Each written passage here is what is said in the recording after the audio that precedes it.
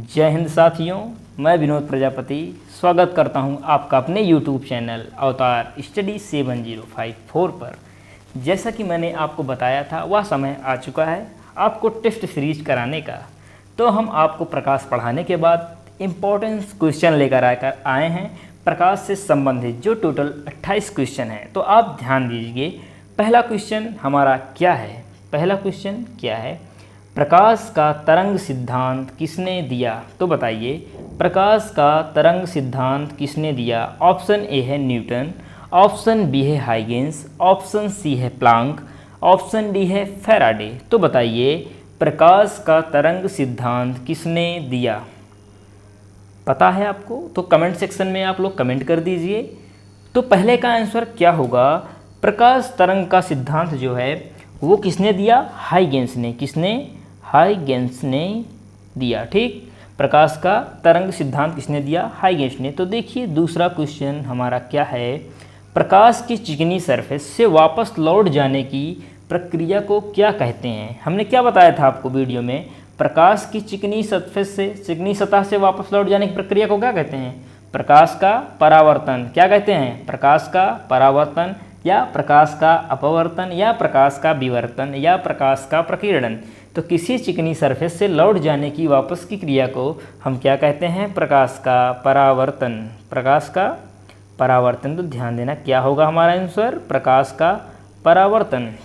ठीक, मैंने आपको क्या बताया था, किसी, ये सूर्य है आपका, ये सूर्य है। ठीक, ये सूर्य है आपका, कोई भी प्रकाश की किरण समतल स्थिति पर गिरती है और पुनः वापस लौट जाती है, तो क्या हुई, विरल माध्यम में, मतलब कि वापस लौट जाती है, ये क्रिया की और वह पुनः वापस लौट गई। तो क्या हुआ, प्रकाश किसी चिकनी सरफेस से वापस लौट जाने की प्रक्रिया को क्या कहते हैं, प्रकाश का परावर्तन। तो तीसरा क्वेश्चन देखिए क्या कह रहा है, वायु में प्रकाश की गति कितनी होती है। वायु में प्रकाश की गति कितनी होगी। JPCS 2003 SSC 2003 में एक क्वेश्चन पूछा गया था, इंपॉर्टेंट क्वेश्चन है, वायु में प्रकाश की गति कितनी होती है। ऑप्शन ए है 3 × 10⁸, ऑप्शन बी है 3 × 10⁹, ऑप्शन सी है 3 × 10⁻12 और ऑप्शन डी है नन ऑफ दीज। तो बताइए कि वायु में प्रकाश की गति कितनी होती है, 3 × 10⁸, या 3 × 10⁹, या 3 × 10⁻12। तो क्या होगा एग्जैक्ट आंसर, 3 × 10⁸। क्या होगा, 3 × 10⁸। तो हमारा तीसरा क्वेश्चन कंप्लीट। तो अब नेक्स्ट देखिए, नेक्स्ट क्वेश्चन हमारा क्या है कि चौथा क्वेश्चन देखिए, एक कटा हुआ हीरा क्यों चमकता है। बताइए, एक कटा हुआ हीरा क्यों चमकता है। What reflection in diamond of this lighting. बताइए, एक कटा हुआ हीरा क्यों जगमगाता है। ऑप्शन ए है संरचना के कारण, ऑप्शन बी है प्रकाश के शोषण के कारण, और ऑप्शन सी है टोटल इंटरनल रिफ्लेक्शन, पूर्ण आंतरिक परावर्तन, ऑप्शन डी है नन ऑफ दीज, इनमें से कोई नहीं। तो बताइए क्या कह रहा है क्वेश्चन, एक कटा हुआ हीरा क्यों जगमगाता है, संरचना के कारण। क्या संरचना के कारण कोई हीरा चमकता है, नहीं चमकता। प्रकाश के शोषण के कारण, क्या प्रकाश वह उत्सर्जित करता है अपने अंदर तो चमकता है, नहीं। तो टोटल इंटरनल रिफ्लेक्शन, पूर्ण आंतरिक परावर्तन। तो क्या होगा सही आंसर, सी, ऑप्शन सी होगा, टोटल इंटरनल रिफ्लेक्शन, पूर्ण आंतरिक परावर्तन, पूर्ण आंतरिक परावर्तन। तो देखिए नेक्स्ट क्वेश्चन, क्वेश्चन नंबर 5, पानी में डूबी हुई क्षण, पानी में डूबी हुई क्षण किस कारण मुड़ी हुई दिखाई देती है। पानी में डूबी हुई क्षण किस कारण मुड़ी हुई दिखाई देती है। SSC में 2013 में यह क्वेश्चन पूछा गया था, पानी में डूबी हुई क्षण किस कारण मुड़ी हुई दिखाई देती है। तो हमने बताया था वीडियो में, यदि आपने हमारे वीडियो को देखा होगा तो इस टेस्ट सीरीज को आप आसानी से सॉल्व कर सकते हैं, क्योंकि जितने भी क्वेश्चन हमने बनाए हैं वो टोटली आपको उस वीडियो पार्ट 1 पार्ट 2 में हमने आपको बताया है। तो बताइए, ऑप्शन ए अपवर्तन, ऑप्शन बी परावर्तन, ऑप्शन सी विवर्तन, या ऑप्शन डी प्रकीर्णन। तो बताइए क्या होगा। तो इसका सही जवाब है प्रकाश का अपवर्तन। क्या होगा, प्रकाश का अपवर्तन। Option A is the right answer, option A is the right answer. ठीक, क्या होगा राइट आंसर, क्या होगा ऑप्शन ए क्वेश्चन नंबर 5 का। क्वेश्चन नंबर 6 देखिए क्या कह रहा है टोटल इंटरनल रिफ्लेक्शन होता है जब लाइट जाती है, मतलब पूर्ण आंतरिक परावर्तन होता है जब लाइट जाती है। क्या रेयर मीडियम से डेंसर मीडियम की ओर इंसिडेंट एंगल क्रिटिकल एंगल से अधिक हो, या डेंसर मीडियम से रेयर मीडियम की ओर इंसिडेंट एंगल क्रिटिकल एंगल से अधिक हो, या रेयर मीडियम से डेंसर मीडियम की ओर, या डेंसर मीडियम से रेयर मीडियम की ओर। क्वेश्चन नंबर 6 का एग्जैक्ट आंसर क्या होगा, ध्यान से समझिए, उसके बाद आप आंसर कमेंट सेक्शन में दीजिए। तो क्या कह रहा है, रेयर मीडियम से डेंसर मीडियम की ओर इंसिडेंट एंगल या क्रिटिकल एंगल से अधिक हो, ना कि डेंसर मीडियम से रेयर मीडियम की ओर इंसिडेंट एंगल क्रिटिकल एंगल से अधिक हो, या रेयर मीडियम से डेंसर मीडियम की ओर डेंसर मीडियम से रेयर मीडियम की ओर। तो बताइए क्या होगा एग्जैक्ट आंसर। क्वेश्चन नंबर 6 का एग्जैक्ट आंसर जो होगा ऑप्शन बी होगा, डेंसर मीडियम से रेयर मीडियम की ओर इंसिडेंट एंगल क्रिटिकल एंगल से अधिक होगा। तो क्या होगा क्वेश्चन नंबर 6 का आंसर ऑप्शन बी। ठीक, ये ध्यान रखना है कि डेंसर मीडियम से रेयर मीडियम की ओर। तो नेक्स्ट क्वेश्चन क्या कह रहा है, देखिए नेक्स्ट क्वेश्चन क्या कह रहा है, मरीचिका का एग्जाम्पल है। अब बताओ मरीचिका का उदाहरण है, बताइए कितने अच्छे से हमने आपको बताया था मरीचिका है क्या। मरीचिका का उदाहरण क्या है, प्रकाश का अपवर्तन है, या पूर्ण आंतरिक परावर्तन है, या विवर्तन, या प्रकीर्णन। तो यदि आप इसे नहीं बता पाएंगे तो आपने वीडियो नहीं देखी ना। तो कमेंट सेक्शन में ज़रूर इसका आंसर आप दीजिए कि मरीचिका का एग्जाम्पल है क्या, अपवर्तन या टोटल इंटरनल रिफ्लेक्शन या पूर्ण आंतरिक परावर्तन जिसे हम बोलते हैं हिंदी में। उसके बाद से क्या कह रहा है, विवर्तन, या ऑप्शन डी प्रकीर्णन। तो बताइए क्वेश्चन नंबर 7 का एग्जैक्ट आंसर क्या होगा।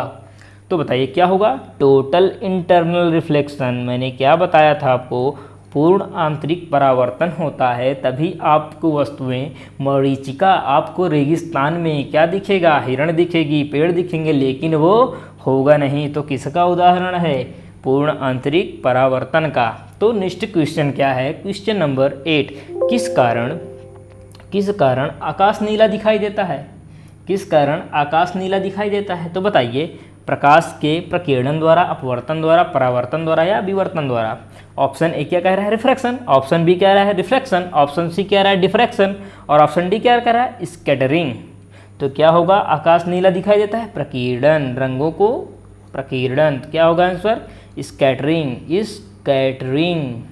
आंसर होगा। वेरी इंपॉर्टेंट क्वेश्चन है ये, ध्यान रखना इंपॉर्टेंट। और ये जो ऊपर वाला क्वेश्चन मैंने बताया ये भी बेहद ही इंपॉर्टेंट क्वेश्चन है। तो नेक्स्ट क्वेश्चन देखिए, क्वेश्चन नंबर 9, चंद्र सरफेस पर एक आदमी को दिन में आकाश दिखाई देगा, हल्का पीला, नीला, नारंगी, काला। अब बताइए चंद्रमा पर कोई व्यक्ति है, उसे दिन में आकाश कैसा दिखाई देगा। बताओ चंद्रमा पर कोई व्यक्ति, वहाँ पर कोई सरफेस है, कोई एरिया है, कोई ग्रह, मतलब कुछ वहाँ पर रोशनी जाती है नहीं जाती। चंद्र सरफेस पर, वहाँ पर धूल कण है ही नहीं चंद्रमा पर। जब धूल के कण होंगे ही नहीं तो अपने प्रकीर्णन के रंगों द्वारा वह किसी रंग में नहीं प्रवाहित होंगे, बल्कि किस रंग में होंगे, ना ही पीला, ना ही नीला, ना ही नारंगी। तो क्या होगा, option D is the correct answer. तो ब्लैक होगा, ना कि हल्का पीला, और ना ही नीला, और ना ही नारंगी। ठीक, तो क्या होगा, option D is the right answer. क्या होगा, ब्लैक। ठीक, ब्लैक। नेक्स्ट क्वेश्चन देखिए, क्वेश्चन नंबर 10।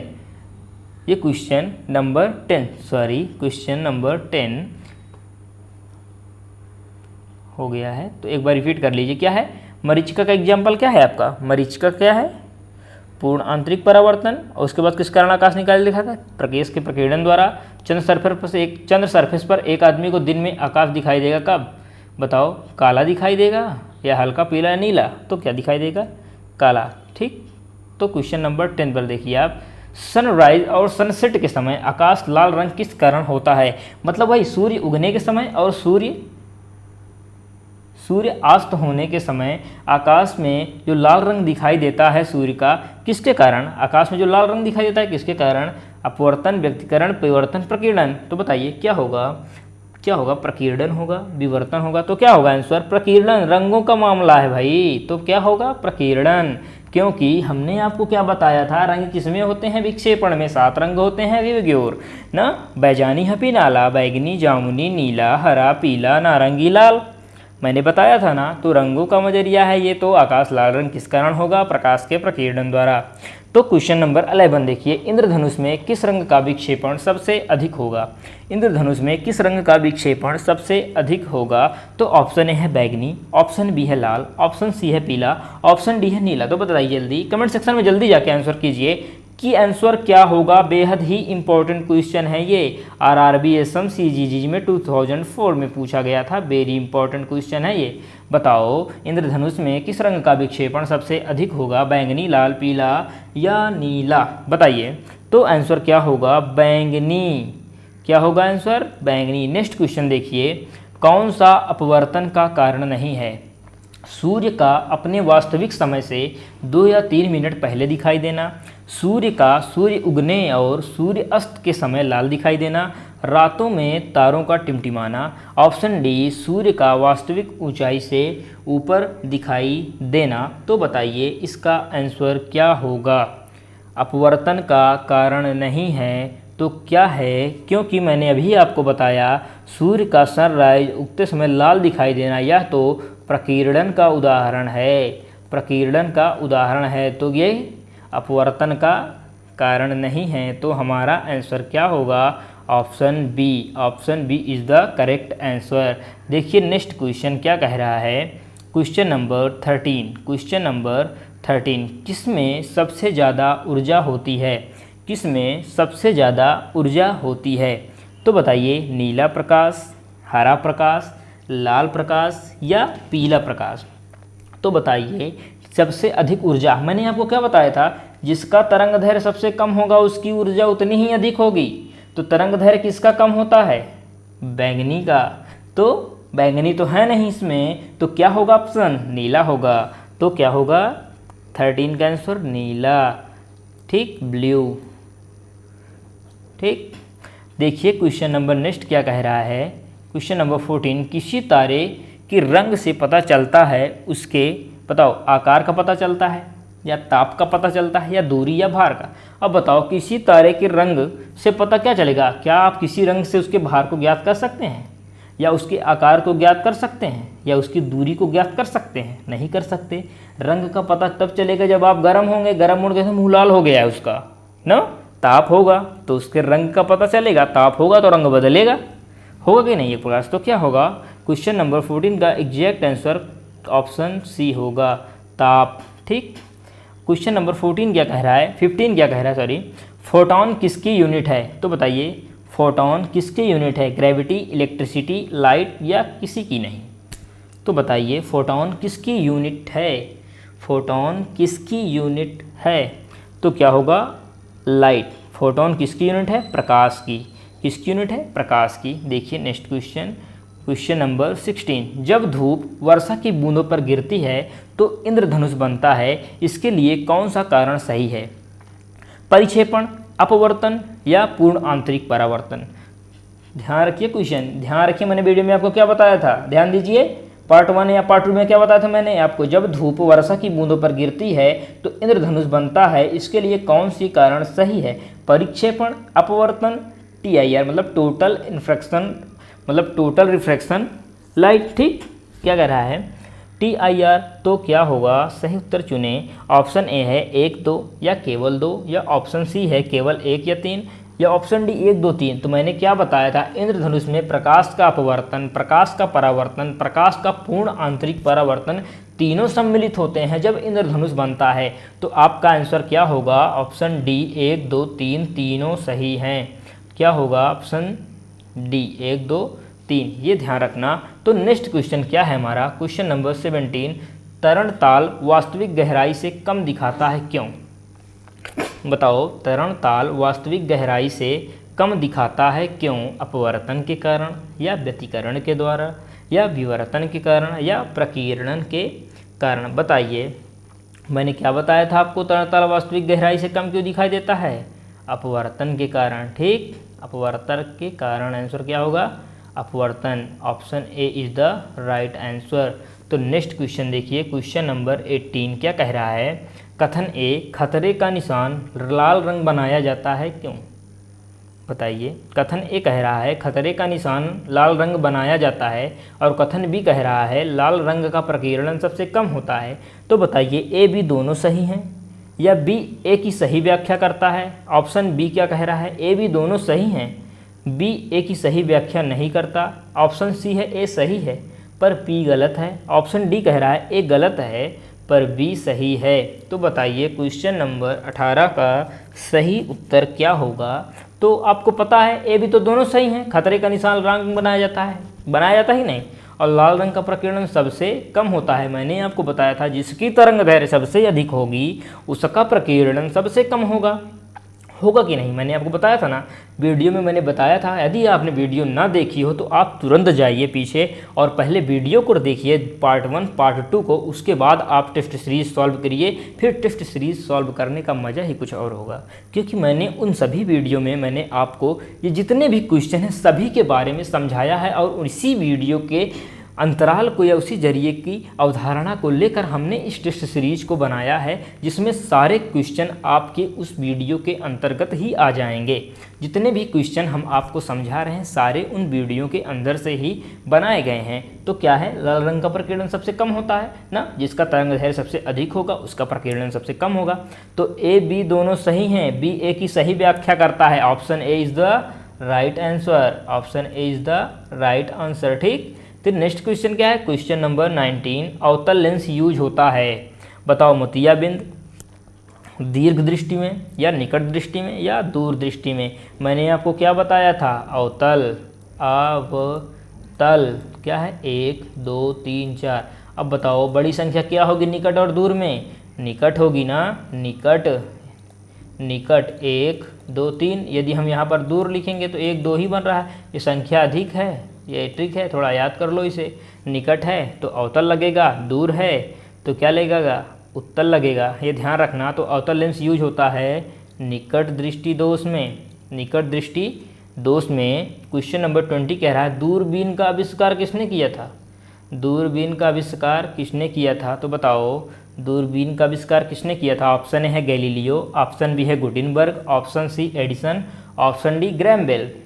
तो मैंने क्या बताया था, दूरबीन का आविष्कार किसने किया था? तो गैलीलियो ने किया था। नोट में मैंने लिख के बताया था ना, तो क्वेश्चन आपको खगोलीय दूरबीन और दूरबीन का आविष्कार। ठीक, तो ऑप्शन ए क्या होगा, गैलीलियो।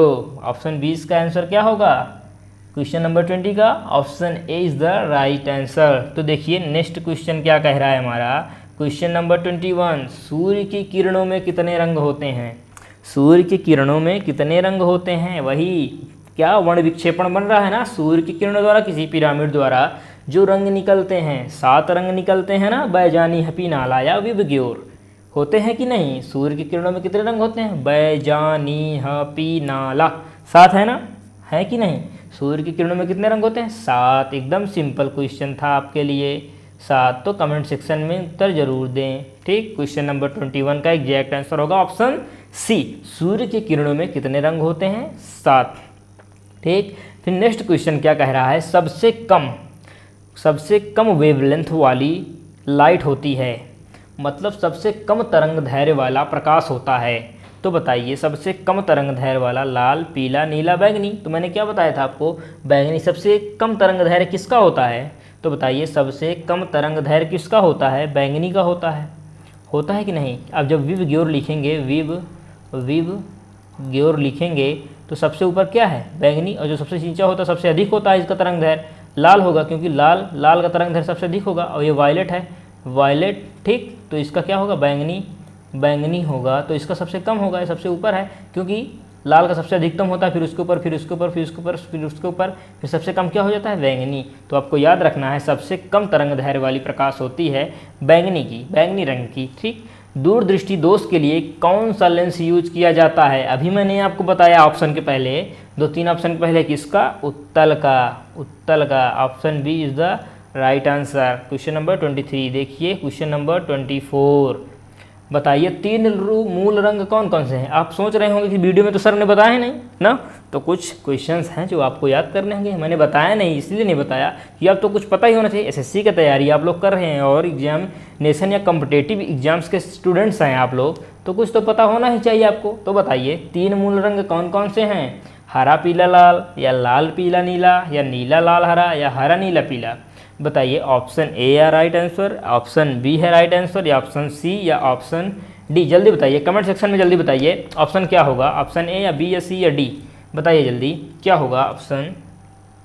तो क्या होगा? नीला लाल हरा। Option C is the right answer. नीला, ब्लू, रेड और ग्रीन। क्या होगा? ब्लू, रेड और ग्रीन होगा नीला लाल हरा, 3 मूल रंग। नेक्स्ट क्वेश्चन देखिए, यदि वायुमंडल ना हो तो पृथ्वी से वायुमंडल किस रंग का दिखाई दे? जब वायुमंडल होगा ही नहीं तो धूल कण उसमें होंगे ही नहीं, तो ना कि नीला ना नारंगी ना लाल, कोई भी रंग नहीं निकाल पाएगा। तो उसका आंसर क्या होगा? काला। अभी हमने बताया था चंद्रमा की सतह पर कोई धूल के कण, कोई पदार्थ के कण नहीं होते, जिसके कारण हमारी सतह का जो रंग होता है वह क्या दिखाई देता है? काला। तो ध्यान रखना, वायुमंडल ही ना हो तो उसमें ना धूल के कण होंगे, ना पृथ्वी की कोई पदार्थ की मात्राएं होंगी, तो आपका सीधी सीधी रेखा क्या दिखेगी? काली। क्या होगा आंसर? काला, मतलब काला। ठीक, क्वेश्चन नंबर 25 का एग्जैक्ट आंसर जो होगा वो होगा काला। नेक्स्ट क्वेश्चन देखिए, निकट दृष्टि दोष से पीड़ित व्यक्ति के लिए किस लेंस का उपयोग होता है? अभी बताया था, सेम क्वेश्चन है, सॉरी सेम क्वेश्चन। तो किसका उपयोग कहते हैं? निकट के लिए अवतल का। ठीक, ये याद रखना, अवतल का। क्वेश्चन नंबर 27 क्या कह रहा है? एक तालाब के किनारे, क्वेश्चन नंबर 27 क्या कह रहा है? एक तालाब के किनारे एक मछुआरा मछली को भाले से, सॉरी भले लिखा है यहाँ पर क्या होगा? भाले, यहाँ पर क्या होगा? भाले से मारने का प्रयास करता है, तो उसे निशाना कैसे लगाना चाहिए? उसे निशाना कैसे लगाना चाहिए? बताइए, उसे निशाना कैसे लगाना चाहिए? जहाँ मछली दिखाई दे उसके ऊपर, या जहाँ मछली दिखाई दे उसके नीचे, या सीधे मछली पर, या इनमें से कोई नहीं। तो बताइए क्या है ये? मैंने आपको क्या बताया था? ये किसका उदाहरण है? अपवर्तन, परावर्तन, पूर्णांतरिक परावर्तन, या इनमें से कोई नहीं। तो पहले आप इसका आंसर दीजिए जो क्वेश्चन पूछ रहा है। एक तालाब के किनारे एक मछुआरा मछली को भाले से मारने का प्रयास करता है, तो उसे निशाना कैसे लगाना चाहिए? तो मैंने आपको क्या बताया था कि कोई आप यहाँ पर हैं, ठीक, आप यहाँ पर ऑब्जर्वर हैं, आप कुछ देख रहे हैं, तो आप यह मछली है, ठीक, ये मछली है आपकी, मान लो ये मछली है आपकी, और ये इस स्थान से इस स्थान पर दिखती है कि नहीं? एग्जैक्ट प्लेस तो मछली का ये होता है आपके देखने के अनुसार, लेकिन मछली कहाँ दिखाई देती है? यहाँ पे। तो आप भाले का प्रयोग यहाँ नहीं, मतलब आप भाले का प्रयोग यहाँ नहीं बल्कि यहाँ करेंगे। तो क्या एग्जैक्ट प्लेस जो मछली का ये है, ठीक, एग्जैक्ट प्लेस तो मछली का ये है। तो आपको क्या करना है? मछली को पर प्रहार करना है, तो मछली तो एग्जैक्ट लोकेशन यहाँ दिखाई रही है, तो आप क्या करेंगे? एग्जैक्ट लोकेशन से इसके ऊपर की दिशा की ओर भाला फेंकेंगे, तभी तो मछली पर प्रहार होगा और आप उसका शिकार कर पाएंगे। तो option A is the right answer. क्या होगा? जहाँ मछली दिखाई दे उसके ऊपर आपको शिकार के लिए भाला फेंकना होगा।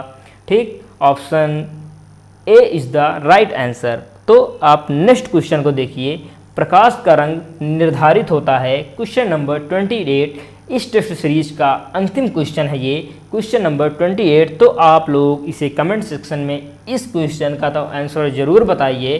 प्रकाश का रंग निर्धारित होता है ऑप्शन ए आयाम से, ऑप्शन बी तरंग दैर्घ्य से, ऑप्शन सी तीव्रता से, ऑप्शन डी वेग से। अब बताओ, क्या रंग आप अपनी आयाम से ज्ञात कर सकते हैं? नहीं। तीव्रता से? नहीं। वेग से? नहीं। क्या है ऑप्शन? तरंग दैर्घ्य से किसी रंग का निर्धारण का हो सकता है कि नहीं? हो सकता है। तो option B is the right answer. Option B is the right answer. तो आज का ये टॉपिक जो था टेस्ट सीरीज का वो समाप्त हुआ कि नहीं? तो आपको यह टेस्ट सीरीज कैसी लगी? यदि आपने वो दोनों वीडियो पार्ट 1 पार्ट 2 देखे होंगे, तब इस टेस्ट सीरीज को सॉल्व करने का मज़ा ही कुछ और होगा। तो यदि आपने इस वीडियो या पिछले वाले वीडियो जो प्रकाश ने हमने पढ़ाए थे, यदि आपने उसको नहीं देखा तो आप ज़रूर जाकर उस वीडियो को देखें, ठीक। तो आप उसके बाद इस टेस्ट सीरीज को सॉल्व करें। तो तो आप 28 के 28 क्वेश्चन आप सॉल्व कर पाएंगे। ठीक, ये हमने जो महत्वपूर्ण 28 प्रश्न किए हैं ये बहुत ही ज़्यादा महत्वपूर्ण थे, या बहुत ही ज़्यादा महत्वपूर्ण तो जो हमने आपको वीडियो में पढ़ाई थी वह सारे कॉन्सेप्ट इन सभी प्रश्नों में आ गए हैं। ठीक, वो सभी जितने कॉन्सेप्ट हमने बताए थे वो सारे कॉन्सेप्ट इस टेस्ट सीरीज में आ गए हैं टोटली। ठीक, यदि आप इस टेस्ट को समझ गए हैं, यदि आप इस टेस्ट को समझ गए हैं तो मुझे नहीं लगता कि प्रकाश से संबंधित कोई भी प्रश्न बचे। ठीक, तो आप इस वीडियो को 1-2 बार ज़रूर देखिएगा, इस टेस्ट सीरीज को 1-2 बार ज़रूर देखिएगा, जिससे आपको यह पूरी तरह से वीडियो समझ में आ जाए। यदि देखिए पूरा वीडियो समझ में आ जाए, यदि आपको हमारा यह वीडियो या टेस्ट सीरीज अच्छा लगा हो तो कमेंट सेक्शन में ज़रूर बताएं, जिससे हम सभी टॉपिक्स को पढ़ाने के बाद एक टेस्ट सीरीज का वीडियो भी आपके समक्ष ले आएँ, तो हमारा हौसला बढ़ेगा। यदि आप कमेंट सेक्शन में देंगे उत्तर कि हाँ सर हमें टेस्ट सीरीज चाहिए हर टॉपिक्स के बाद, तो हम हर टॉपिक को पढ़ाने के बाद हम आपको एक सिंपल टेस्ट सीरीज ज़्यादा से ज़्यादा 25 मिनट्स या 30 मिनट का होगा, जैसे क्वेश्चंस उसमें होंगे उस टॉपिक्स में। तो ये बहुत ही इम्पॉर्टेंट था हमारे एग्जामिनेशन के लिए, इसलिए ये 28 क्वेश्चन हमने लिए थे। ज़्यादा से ज़्यादा 25 क्वेश्चन या 30 क्वेश्चन हम कराएंगे, नहीं तो उसे पार्ट 1 या पार्ट 2 में डिवाइड कर देंगे, जिससे आपको ज़्यादा बोरिंग नहीं लगेगा और आप अच्छे से समझ में आ जाएगा आपको। तो आपको मतलब ये देखना है, इस वीडियो को समझने के लिए आप 1 बार 2 बार इसे आप देख लेंगे तो आपसे प्रकाश से संबंधित कोई भी प्रश्न नहीं छूटेगा, या हमारी गारंटी है। ठीक, तो आप इस टेस्ट सीरीज़ को ज़रूर देखिए और अपने फ्रेंड्स या अपने रिलेटिव्स को जो पढ़ने वाले बच्चे हैं उन्हें ज़रूर शेयर कीजिए। ये मत सोचिए कि हम अपने दोस्त को भेज देंगे तो उसको भी पता चल जाएगा, ये नहीं, आपको शिक्षा बांटनी है।